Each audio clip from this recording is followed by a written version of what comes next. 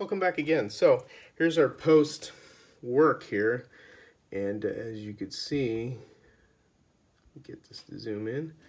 See how nice and you have it soldered on there. That's what you want. And you want to make sure these bushings are flush on the tube too. You don't want them cockeyed, or they'll cause an issue with binding. So as you can see, and you'll know, you'll look, eyeball it and see that it's crooked, and you'll definitely know there's a problem. Now I shined this up just to kind of show as an illustration what your soldering work would look like afterwards, and that's basically what you want. So just like that. Now one small thing here, now it's going to be, if you try and slide the axle after you solder it, don't freak out if it's like hard to go in. It's because you've soldered everything and now everything's a little warm.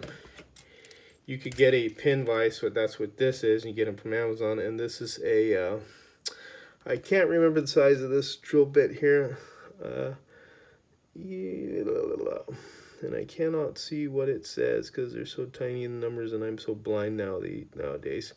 Anyways, I can't remember. I think it's equivalent to 3/32 is what would be. I'm sorry, I don't know, but you'll do is just get your pin vise and kind of roll it through like this to kind of clean it up a little, just like so, back and forth. All you're doing is just kind of clearing it out and cleaning it up. You know, I mean, have little burrs in there just from the heat from you soldering. Let me distort it a little and just blow the tube through. And what you do is you get your axle, make sure it's nice and free. I prefer the axles to drop. So when I mean drop, I mean it should go like this, just like that. That's when you have no binding and it's perfect. It's got a little bind, see? I mean, that'll work, and as you work the car in, it'll be better. This one's binding a little. And again, I'll just get my little pin vise and kind of clean it up like so, back and forth. Blow it out. And it's just a little rough still, but it's doable. I mean, you can see it doesn't bind. And again, as you run this through a couple times, you know, like that, it should come a little bit looser, but you want it to drop, you see, like that. Like that. The other side, this one's working a little bit better. And as you work it in, it'll eventually it will drop. This one's got a little bit, but that's fine. It doesn't have to be perfect, but I prefer them to drop through just easily like that. But that's your motor bracket, and that's the start of it right there.